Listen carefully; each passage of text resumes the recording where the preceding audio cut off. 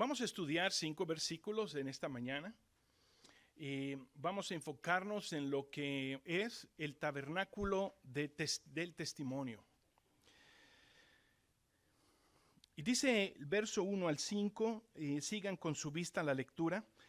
Ahora bien, aún el primer pacto tenía ordenanza de culto, un santuario terrenal, pero el tabernáculo, que es el santuario terrenal, estaba dispuesto así, en la primer parte, llamada el lugar santo. Estaba el candelabro, la mesa y los panes de la proposición, o los panes de la presencia. Tras el segundo velo, estaba la parte del tabernáculo llamada el lugar santísimo, el cual tenía un incensario de oro y el arca del pacto cubierta de oro por todas partes, en la que estaba una urna de oro que contenía el maná, la vara de Aarón que reverdeció y las tablas del pacto, y sobre ella los querubines de gloria que cubrían el propiciatorio, o sea que era la cubierta del arca, de las cuales cosas no se puede ahora hablar en detalle. Usa 5 versículos para describir los elementos del tabernáculo solamente en mención y no toma ningún tiempo para explicar, porque él nos dice en este pasaje: mi propósito no es explicarles todo lo que está en el tabernáculo. Pero me llamó mucho la atención el verso 4, y el verso 4 va a ser en donde vamos a profundizar un poco más el estudio de esta mañana. Durante los años de esclavitud del pueblo de Israel en Egipto, la Escritura nos dice que el pueblo estuvo clamando al Señor por su liberación. El Señor escucha la oración del pueblo y levanta a Moisés como el líder del pueblo de Israel juntamente con Aarón. Y el Señor los usa poderosamente para sacar al pueblo de Israel de esa esclavitud con señales y prodigios y muestras poderosas de la mano de Dios. Cuando salen victoriosos de Egipto, cruzan el Mar Rojo también de una manera maravillosa sobre tierra seca, y el Señor los encamina por el desierto hasta llegar al monte Sinaí. Y ahí se quedan un año. Si ustedes observan el libro de Éxodo, Levítico y el principio de Números, ustedes encontrarán que esa porción bíblica cubre el periodo de ¿cuánto? De un año precisamente. Comenzando del capítulo 24 de Éxodo, cuando el Señor le llama a Moisés una vez más y le dice: sube al monte. Y cuando sube Moisés al monte una segunda vez, se queda Moisés 40 días y 40 noches en el monte, recibiendo instrucciones de parte de Dios para la construcción y el culto que se iba a hacer en el tabernáculo de reunión que el Señor le estaba pidiendo a Moisés que construyera.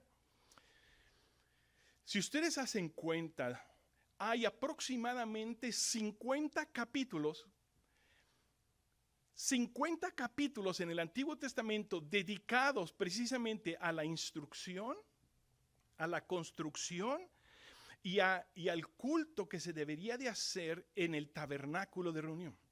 Lo hago mención porque 50 capítulos es bastante material, es mucho y es significativo.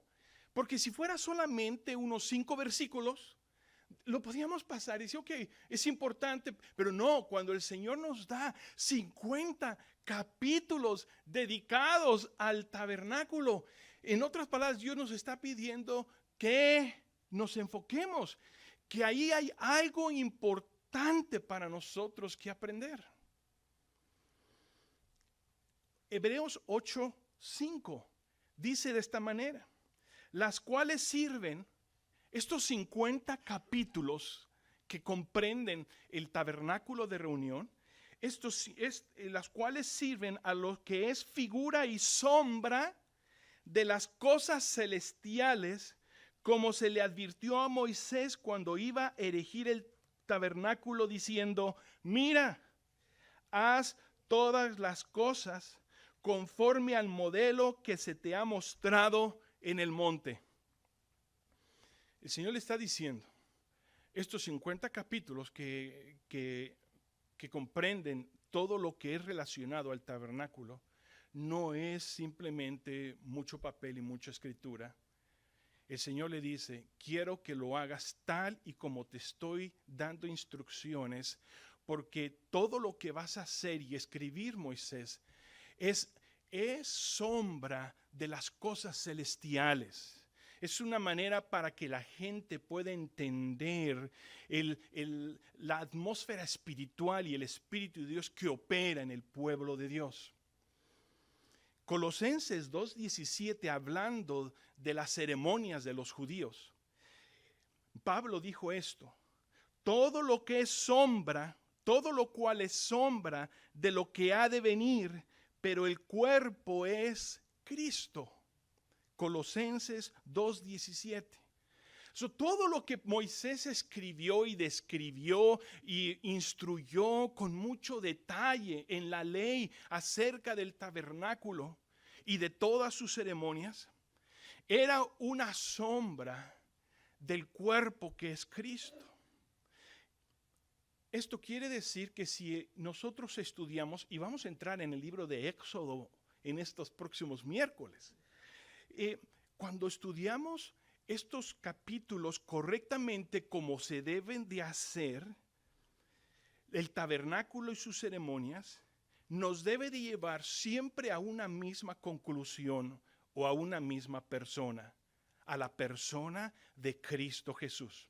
No importa que sea el Antiguo Testamento, no importa que estemos hablando de los utensilios y la estructura del tabernáculo, siempre nos debe de llevar ese estudio a entender con mayor claridad quién es Jesús, qué hizo Jesús y qué nos ofrece Jesús con su sacrificio en la cruz del Calvario por nuestros pecados. El tabernáculo, en medio del pueblo de Israel, representaba la presencia de Dios en medio de ellos. Alrededor del tabernáculo estaban todas las tiendas perfectamente distribuidas y acomodadas, de manera que al centro del campamento encontraban este tabernáculo que representaba Dios en medio de su pueblo. El último versículo de Éxodo, el Señor le dice: yo estaré con ustedes en todas sus jornadas. Igualmente, cuando el Señor Jesús se despide de sus discípulos, les dice: he aquí, yo estoy con vosotros todos los días hasta el fin del mundo. El pueblo de Israel iba a comenzar una jornada larga a la tierra prometida. Iban a cruzar un desierto. El Señor les dijo: no los voy a dejar y no los voy a desamparar. El tabernáculo de testimonio es mi presencia en medio de ustedes. El Señor le dice a sus discípulos: id por todo el mundo y predicar el evangelio a toda criatura. Su jornada va a ser larga. Van a cruzar grandes desiertos, van a cruzar grandes llanos, pero quiero que sepan una cosa: yo estoy con vosotros todos los días hasta el fin del mundo, hasta que termine su jornada, hasta que terminen su tarea. Nunca os dejaré y nunca os abandonaré. El Señor está en medio de nosotros, tan presente y tan real como el tabernáculo en medio del pueblo de Israel. El mismo escritor lo hace muy sencillo. El escritor de Hebreos no se complica nada. Inmediatamente nos estipula que el tabernáculo de reunión está dividido en 2 cuartos. Quiero decirles que este cuarto se queda grande en realidad a lo que era la tienda del tabernáculo, en donde estaba el lugar santo y el lugar santísimo. Eran 2 cuartos en realidad pequeños. Dice el verso 2, porque el tabernáculo está dispuesto así: en la primera parte, llamada el lugar santo, estaba el candelabro, la mesa de los panes de la proposición. Pero hay algo que el escritor de Hebreos menciona y que alguna gente se puede confundir. En este lugar santo también estaba el altar de incienso. Pero él lo pone dentro del lugar santísimo. Él no se está equivocando. El altar de bronce que quema el incienso, que representa la intercesión de nuestro sumo sacerdote Cristo Jesús. Cuando el sacerdote una vez al año entraba para entrar al lugar santísimo, tomaba de los carbones encendidos del incensario y los metía y los introducía al lugar santísimo. Por eso que el escritor de Hebreos pone el incensario como parte del lugar santísimo, no por en cuestiones de su equivocación, sino en sentido de la función que tenía. Nosotros tenemos un sumo sacerdote que está a la diestra de Dios Padre, en la misma presencia de Dios, sentado a la diestra de Dios Padre, intercediendo por nosotros, día y noche, hermanos. Cristo Jesús, nuestro sumo sacerdote, intercede por nosotros. En este lugar santo está el incensario, el candelero de oro y está la mesa de los panes de la proposición. No voy a entrar en detalle en ellos porque quiero entrar al versículo 4. En el lugar santísimo es el lugar en donde el sacerdote entraba ahí una vez al año. Y dice el verso 4, el verso 3 en adelante, dice: tras el segundo velo estaba la parte del tabernáculo llamado el lugar santísimo, el cual tenía un incensario de oro y el arca del pacto cubierta de oro por todas partes, en la que estaba una urna de oro que contenía el maná, la vara de Aarón que reverdeció y las tablas del pacto. En el lugar santísimo en donde el sacerdote entraba una vez al año, y ustedes lo pueden ver en el verso 7, él entraba ahí una vez al año solamente. Y en este lugar santísimo estaba una caja de madera cubierta de oro, con una tapadera que estaba cubierta con oro, que tenían 2 querubines extendiendo sus alas hacia el centro, que representan el trono mismo de Dios. Y es el trono de la misericordia, es el trono de su gracia. Y en esa caja de oro, que estaba cubierta de oro, el Señor le dice a Moisés en Éxodo 25:16, en esa caja, en ese compartimento, quiero que pongas en el arca todo lo que yo te daré. Éxodo 25:16 dice: cuida, Moisés, de poner todo lo que yo te dé en esta caja. ¿Qué había en esa caja? 3 cosas: el maná, la vara de Aarón y las tablas del pacto. Ahora, ¿por qué he decidido detenerme en este versículo? Porque aunque está descrito perfectamente en el libro de Éxodo y en el libro de Números, es aquí en la única vez en donde se ponen estos 3 elementos juntos en un solo versículo. Y quisiera yo usar estos 3 elementos para describir a Cristo en el trono de Dios, completando la obra por nosotros. Comencemos con el maná. El maná. Durante el peregrinar en el desierto del pueblo de Israel, el pueblo de Israel no tuvo que preocuparse de comer. Todas las mañanas ellos se levantaban, hermanos, excepto el sábado, y descendía del cielo el maná, que ni usted ni yo sabemos. Dice que eran como hojuelas de miel que tenían cierto sabor, pero en realidad no sabemos con exactitud. Pero el pueblo salía cada mañana en su peregrinar en el desierto y recogían lo que ellos iban a comer ese día. Porque si guardaban extra y guardaban, y ¿qué tal si mañana no cae? Dice que se engusanaba y se echaba a perder. porque el Señor estaba probando sus corazones. El Señor quería que ellos aprendieran a confiar en la providencia de Dios. Que Dios es nuestro proveedor, que Dios es el que da, hermanos. No somos nosotros. Por eso el Señor dice, buscad primeramente el reino de Dios y su justicia, y todas las otras cosas os serán añadidas. El Señor instruye a Moisés a tomar una vasija de oro y dice, coloca en esta vasija el maná que yo les he dado al pueblo de Israel durante todo su peregrinar. Y al final de estos 40 años que ellos estuvieron peregrinando en el desierto, el Señor le dice al pueblo de Israel en Deuteronomio 8, 11 y 16, dice, cuídate de no olvidarte de Jehová tu Dios, que te sustentó con maná en el desierto, comida que tus padres no habían conocido, pero dice también en ese pasaje, pero lo usé para probarte, para enseñarte la importancia de confiar y caminar por fe. Cuidado que no te olvides. Cuidado, hermano, que no te olvides de las bendiciones de Dios en tu vida. Hermano, ten cuidado de no olvidarte, por favor. Dios es un Dios proveedor. En el Evangelio de Juan, capítulo 6, encontramos una de las dos ocasiones cuando el Señor alimenta a una multitud. Dice que cruzando el mar de Galilea llegaron a Tiberias y había una gran multitud con él. Y habló con Felipe y le dice, ¿dónde compramos comida para que esta gente coma? Y le dice el Señor, ni 200 denarios fueran suficientes para comprar pan, para darle de comer a esta multitud. Habían más de 5,000 hombres, sin contar a las mujeres y los niños.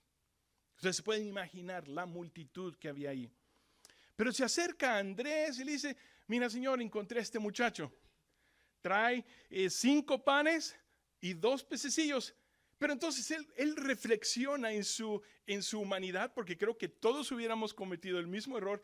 Mira, Señor, traemos 5 panes y 2 pececillos de este muchacho.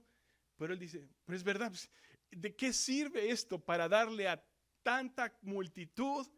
Pero el Señor recibe esos panes, recibe esos peces y manda a sus discípulos a sentar a la multitud. Y dice que el Señor bendice el pan y los peces y los partió y se los dio a los discípulos. Y los discípulos lo repartieron en la multitud. Y el Señor después le dice a los discípulos, hey, vayan a recoger ¿qué? Lo que sobró. 12 canastas de alimentos sobraron. La gente se alocó. Ya querían hacerlo rey inmediatamente y el Señor tuvo que salir como secretamente. Pero se dio cuenta que la multitud seguía creciendo.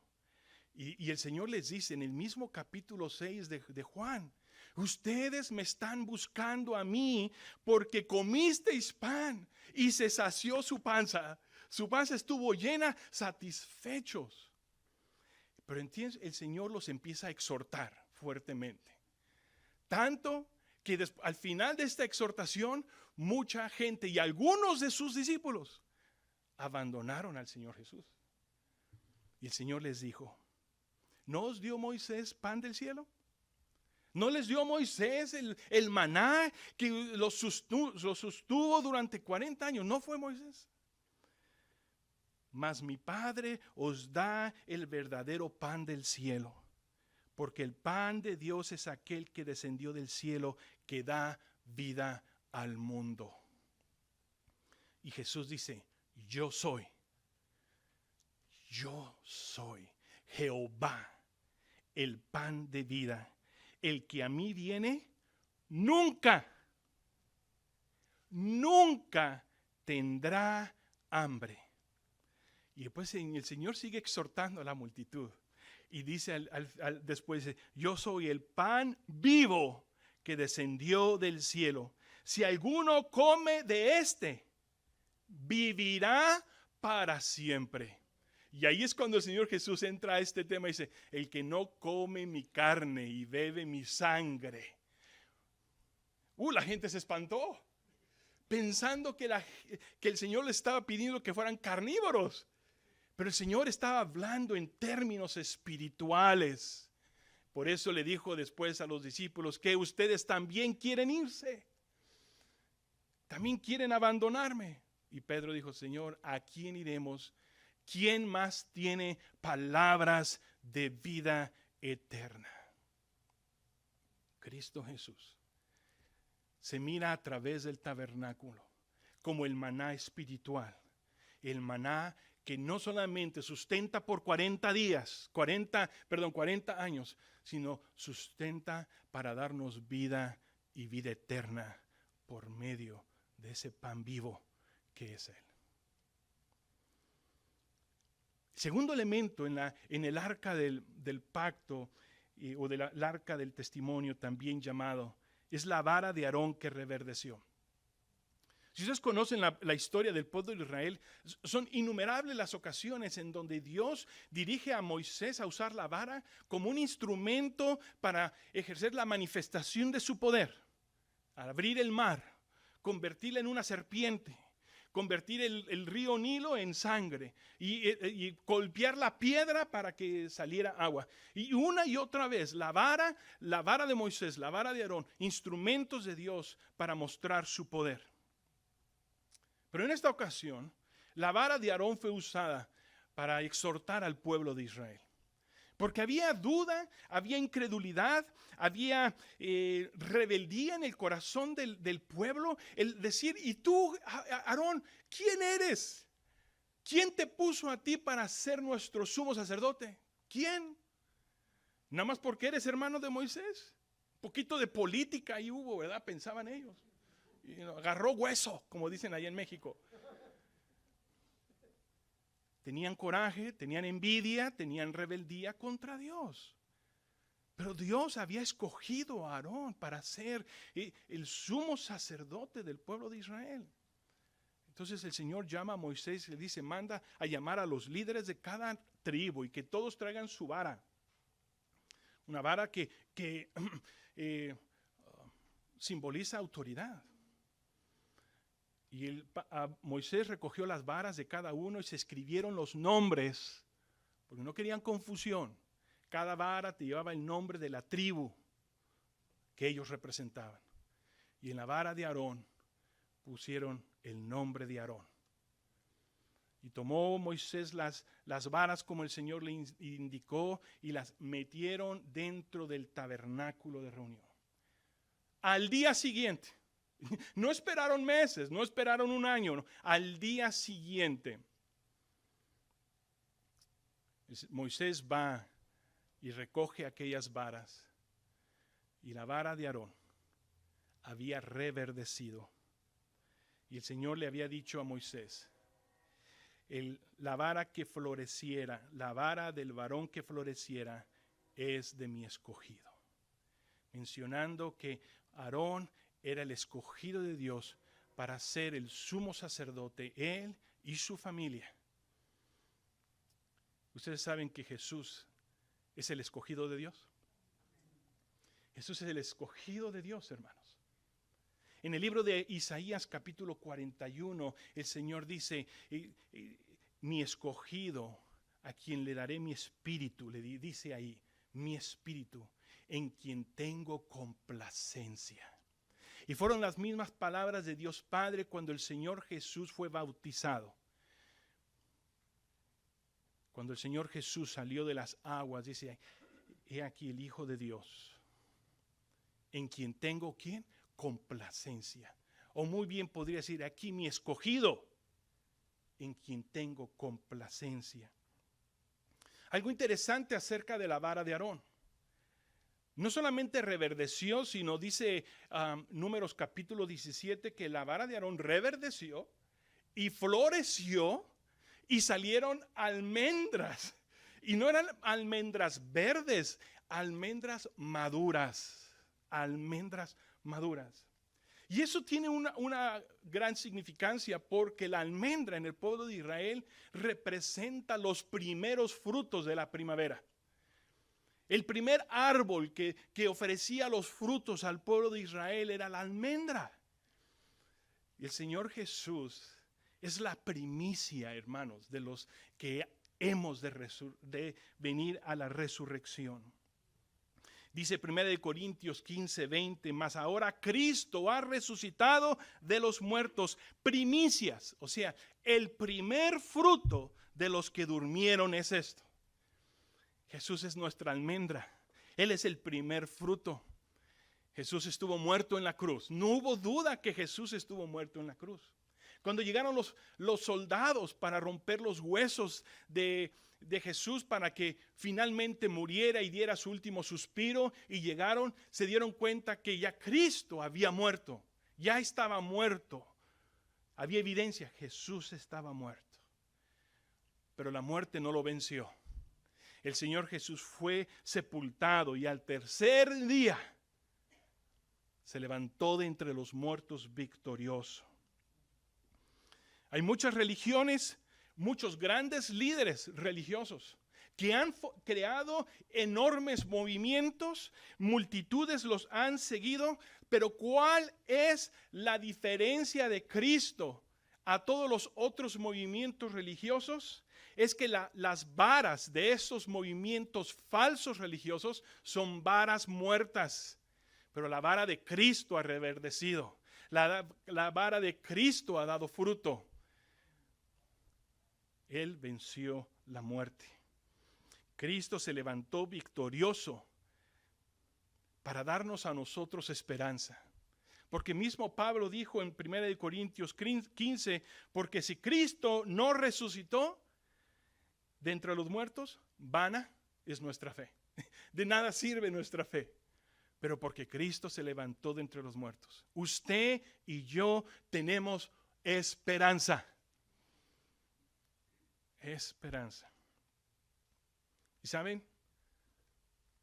Si usted ha recibido a Cristo en su corazón como su Salvador, su vara que un día estaba muerta ha reverdecido. Milagrosamente. Usted es un milagro de Dios, porque estando nosotros muertos en pecado, nos dio vida juntamente con Cristo. ¿Se acuerda cuando usted una vara muerta, perdida, pero el Señor la hizo suya? Y de una manera milagrosa, en el poder de Dios, en su esperanza y misericordia, esa vara que no tenía esperanza, ahora ha recobrado vida y una vida eterna, gracias a la victoria de Cristo sobre la muerte. Y finalmente, el tercer elemento que encontramos en el arca del testimonio es las tablas del pacto, que es la manifestación de la guianza y voluntad de Dios para su pueblo. Hebreos 8:10, recuerden la semana pasada, el Señor nos enseñó que Él a nosotros ha escrito en nuestros corazones, dice el verso 8, porque pondré mis leyes en la mente de ellos y sobre su corazón las escribiré y seré a ellos por Dios y ellos me serán por hijos o por pueblo. Es increíble el numeroso número de versículos en donde el Señor pide a nosotros que vivamos conforme a sus mandamientos. Todo el Salmo 119 es una hermosa exaltación a la ley de Dios y sus mandamientos, sus ordenanzas y sus preceptos. Salmo 119, verso 35 dice, guíame por la senda de tus mandamientos, porque en ella tengo mi voluntad. O en otras palabras, las he escrito en la tabla de mi corazón. Proverbios capítulo 3, Proverbios capítulo 9 describe que Salomón nos invita a nosotros que en la tabla de nuestros corazones escribamos los preceptos y ordenanzas de Dios. El Señor Jesús a sus apóstoles en Juan 14:15 dice, si me amáis, guardad mis mandamientos, dice el Señor. En segunda de Juan 1:16 dice, y este es el amor, que andemos según sus mandamientos. Y este es el mandamiento, que andéis en amor. Si amamos, andamos en sus mandamientos. El testimonio de que Jesús está en medio de nosotros es cuando nosotros aprendemos a obedecer los mandamientos de Dios. Segunda de Corintios, vayamos a este pasaje para entrar ya a los últimos pensamientos. Segunda de Corintios 3.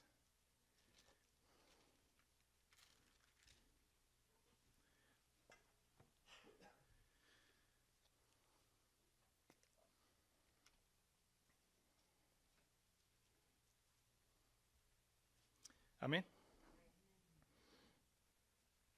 Segunda de Corintios 3:1 dice, comenzamos otra vez a recomendarlos a nosotros mismos. ¿O tenemos necesidad, como algunos, de cartas recomendación para vosotros o de recomendación de vosotros? Dice, hermanos, ¿es necesario que yo les esté escribiendo a ustedes cartas de recomendación? Dice Pablo, nuestras cartas sois vosotros, escritas ¿en dónde? En nuestros corazones, conocidas y leídas por todos los hombres, siendo manifiesto que sois cartas de Cristo, es pedida por nosotros, escrita no con tinta, sino con el Espíritu de Dios vivo, no en tablas de piedra como Moisés, sino en tablas de carne del corazón. El arca del testimonio que Moisés construyó, y el Señor le dijo, quiero que pongas ahí el testimonio que yo te daré. El primer testimonio es la providencia de Dios. Dios es nuestra providencia. El segundo es el poder del Espíritu Santo que aviva nuestros corazones.